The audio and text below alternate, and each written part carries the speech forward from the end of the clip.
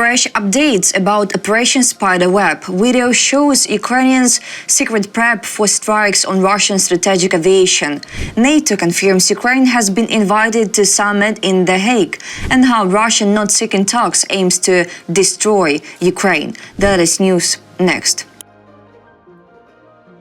U.S. President's special envoy for Ukraine, Keith Kellogg, has said that Ukraine has raised the level of risk in its war with Russia by conducting Operation Spiderweb, although he acknowledged the operation's boldness. Reported by Kellogg in an interview with Fox News, as reported by European Pravda. Kellogg stated that through this special operation, Ukraine has demonstrated its ability to strike Russian targets deep inside Russian territory. He emphasized that the significance of these strikes lies not so much in the destruction of aircraft, but in their psychological effect on the Russian leadership and military. At the same time, Kellogg voiced concerns that such attacks could increase the risk of escalation. When you attack an opponent's part of the national survival system, which is their triad, their nuclear triad, that means your risk level goes up because you don't know what the other is going to do. It's a very emboldened act. And when you do that, it's very clear that the risk levels will go up. That is what we try to avoid. Kellogg added that the special operation showed Ukraine is not backing down. Ukraine is not lying down on this, basically saying, we can play this game too. And they can raise the risk level to a level that is basically, to me, they've got to be unacceptable. Talks about the nuclear threat in the West are beneficial only to Russia, as it is part of its fear propaganda, according to Enri Leno, head of the Center for Countering Disinformation. Now all the talk about the nuclear threat in the West in the media is beneficial only to Russia, because nuclear horror stories are part of the fear propaganda they have always used to scare Western societies to achieve their goals without war. He added that the theoretical desire of Russia to launch a nuclear strike would harm it more. The whole world is against using nuclear weapons, and the Russian economy is based only on energy resources, which are still being bought from it. I think that we should not help the Russians in propagating fear of nuclear weapons for the sake of media traffic. Calm down, he said. On June 1st, the Security Service of Ukraine conducted an operation to destroy aviation in Russia. More than 40 aircraft were hit. The SBU showed preparations for a special Operation Spiderweb, as the attack on Russian strategic aviation was codenamed. The sources provided unique footage of preparations for an operation. The video shows one of the trucks loaded with modular houses setting off. Satellite images of the Russian airfields Bele and Ivanovo have been released, confirming the damage to the aircraft after the Ukrainian drone attack, according to the Scheme Investigative Journalism Project. The latest Planet Labs satellite images from June 4th show damage to at least 7 strategic bombers at the Bele airfield, 3 Tu-95 and 4 Tu-22. Meanwhile, a senior analyst from Giant and Huron write that at least one A-50 aircraft was destroyed at the Ivanovo airfield. In particular, several may have been damaged. At the same time, no significant damage were recorded at Diaghilevo.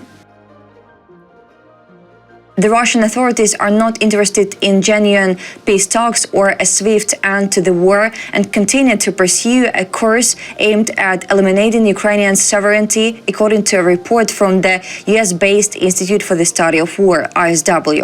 According to experts, Kremlin representatives have publicly acknowledged that Russia seeks the complete destruction of Ukraine. The report refers to Russian and English language posts on the Telegram channel of Russian Security Council Deputy Chair Dmitry Medvedev, dated June 3rd.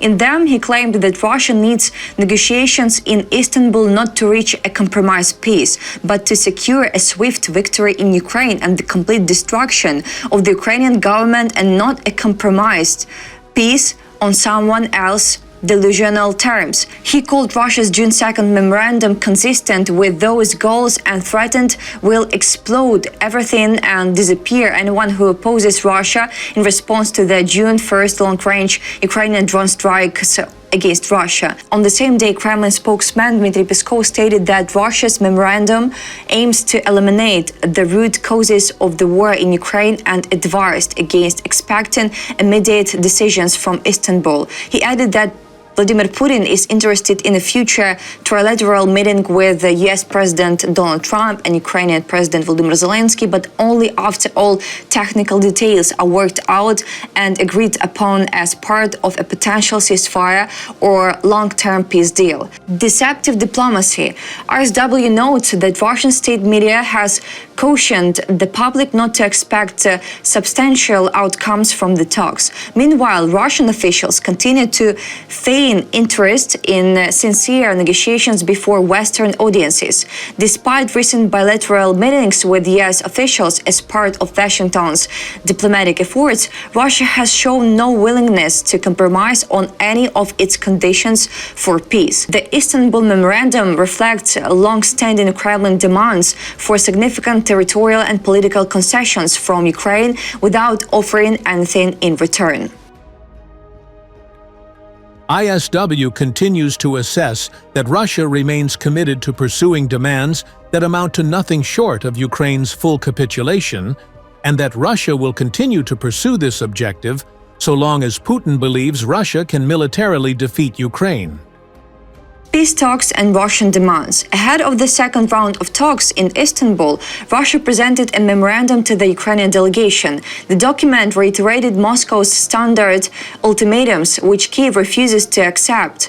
Ukrainian President Volodymyr Zelensky called the terms unacceptable and overly ultimatum-like. Foreign Minister Enri Leno accused Russia of stalling and urged Western partners to introduce new sanctions against the aggressor. Both sides also discussed the possibility of presidential-level talks between Ukraine and Russia, potentially with involvement from Western leaders. NATO has announced that Ukraine has been invited to attend the Summit of Alliance Leaders, which will take place on the 24th to the 25th of June in The Hague, reported by NATO official in a comment to European Pravda. About details, the official stated that information about the agenda of the summit in The Hague will be made public at the appropriate time. However, he added that he could confirm that Ukraine will be in The Hague. US President Donald Trump will take part in the NATO summit scheduled for June in The Hague. White House Press Secretary Caroline Leavitt announced during a briefing, quote, "I can confirm he will be going to the NATO summit." Yes, Leavitt told reporters. According to her, the US president will aim to rally NATO members to increase defense spending to 5%. Of that, 3.5% of GDP would go toward core defense, and the remaining 1.5% toward other defense-related areas such as infrastructure, cybersecurity, and civil preparedness. That's all for today. Thanks for watching this video. Like and subscribe.